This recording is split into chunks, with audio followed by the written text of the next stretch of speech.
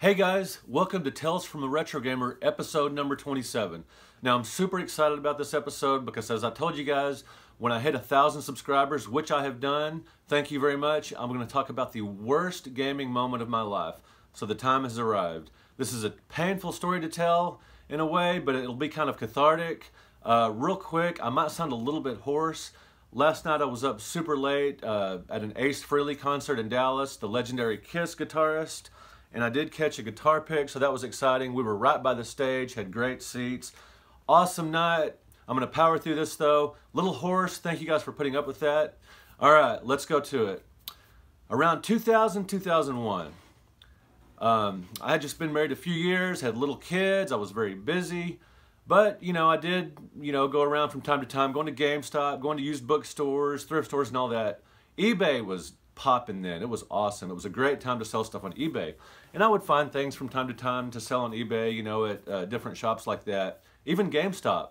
Sometimes they would have, there was a GameStop right around the corner from our house, and they would occasionally put things on clearance. I remember getting, just through the years, GameStop would have, like Conker's Bad Fur Day, later on, they had stacks of them for $9.99. That's just one example. But earlier than that, I found, stacks of 3DO controllers for $1.99 each. You can still see the sticker there. And anyway, the point is, from time to time, GameStop would have discounted items stacked deep for sale. Well, one time on this one trip to GameStop, I noticed these stacks of these factory sealed, rectangular boxes, just stacks and stacks of them. They had some Nintendo branded characters on there. They looked kind of interesting. I figured these were just things that had come out recently and didn't sell as well as they should, so they were just dumping them. They were dumping them for $2 each, $1.99 each, and this is at the point, this was 2000 or 2001, when GameStop, they were newly GameStop. Before that, they had been Funko Land, and they'd only been GameStop at a year or two at that point. Plus, they were selling retro games. They were selling NES games, and they still had a lot of Genesis and Super Nintendo, and I would find boxed games. One time I found Factory Sealed Legend of Zelda and sold it for 80 bucks. Of course now it would go a lot more for that, but back then that was still quite a bit. Anyway, so GameStop was pretty good picking grounds for eBay. Well, I found these particular things I'm going to tell you about in a minute, these boxes, these rectangular boxes with Nintendo characters. Didn't know exactly what they were. I just figured there was these little tchotchkes, these little just little electronic games, whatever they were. I didn't even pay that much attention to them. They were $2 each. I figured I might be able to get 10 or 12 or whatever on eBay. Maybe I'll keep one of each for myself, whatever. So I bought two of each. There were three different ones, which I'll detail those for you in a minute. There were three different ones. I bought two of each. I figured I'll put one of each on eBay, see what happens. Maybe I'll keep one of myself. So like I said, I didn't know what they were. And when I got home, typically with eBay, I would look up completed auctions for an item before I put it on. This way I would know, what the item went for, about how much to price it, that kind of thing. So I didn't underprice it or whatever, or just so to make sure it's worth putting it on. Well, for whatever reason, I didn't look up completed auctions for these items. I didn't do any research for these items at all. Now, I had two little kids at the time, Ryan and Katie. I was very busy. I was writing, very busy freelance writer. I was writing for the All Game Guide and Comics Buyer's Guide. And so I just had a lot of irons in the fire, And so, for whatever reason, maybe it was because I was busy, I did not investigate. I didn't look up these items to see exactly what they were worth, when they came out. I didn't look at the copyright dates. I didn't do anything. Really poor form on my part, very unusual. And at this time, you can see by these pictures, my kids were little, like I'd mentioned. My wife was into scrapbooking, so you can see a couple of those examples. I was gaming and she was scrapbooking. Sometimes, as a matter of fact, I would, have my games out playing them. In the nearby our game room was connected to our kitchen, and she would be in the kitchen scrapbooking and I'd be gaming. Very cool. So anyway, during that time period, so what I did was that evening I put these three items on eBay. And so later that night and early the next morning, I kind of looked them up. I figured there would be no bids yet, but suddenly there was just, these had been bidded up quite a bit. I don't remember exactly what they got to, but way more than $2, way more than the 10 or 12 I thought they would get. And I thought, holy cow, what's going on here? And so I did further investigation. I looked at these and I'm like, holy crap, These are Game and Watch games, which I had never heard of before.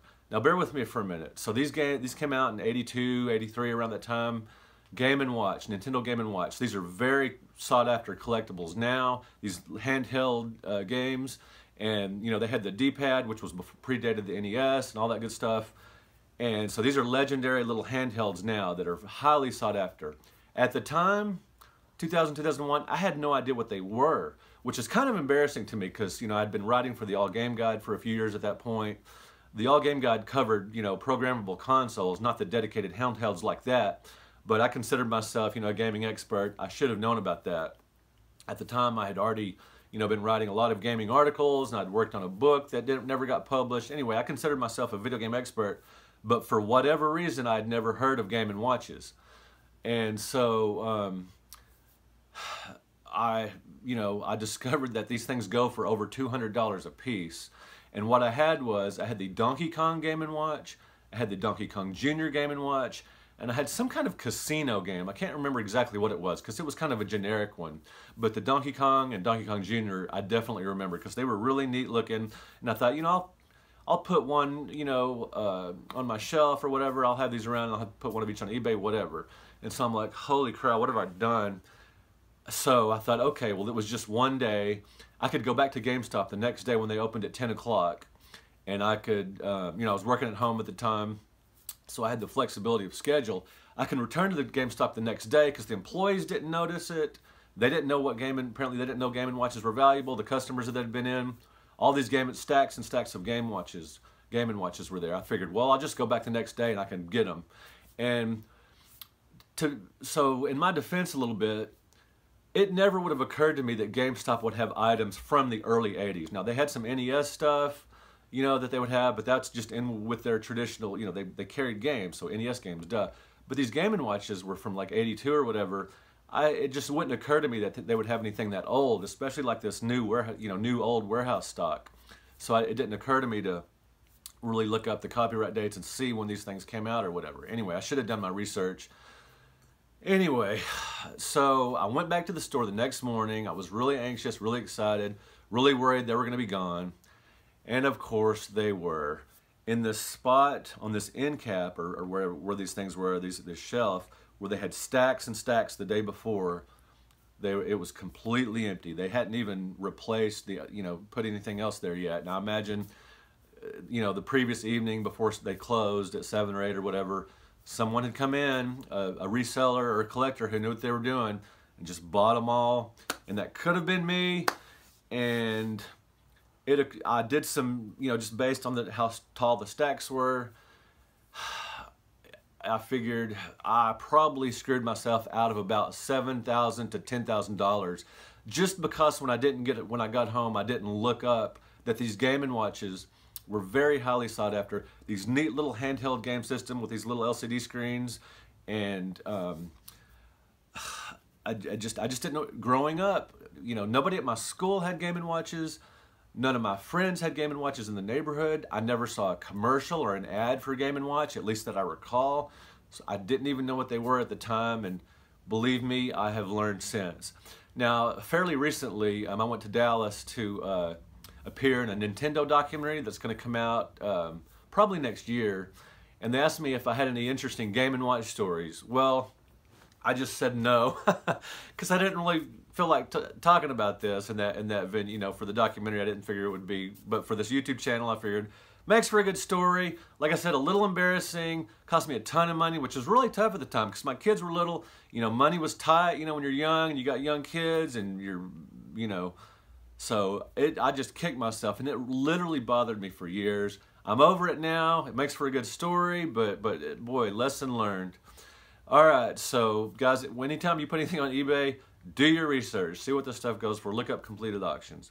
My question for you this week is, what is your biggest gaming mistake that you have ever made?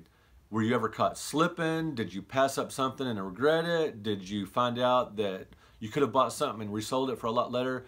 Whatever the case, did you lose something or whatever the case? What is your worst gaming moment? What's your worst gaming mistake that you have ever made? Comment below. Now, one more thing about this mysterious Game & Watch find at GameStop. How that remains a mystery to me to this day, what in the world were these stacks of gaming watches, just some kind of warehouse find doing at GameStop? Because that's just not something that shows up at GameStop or Funko or whatever. Just really bizarre.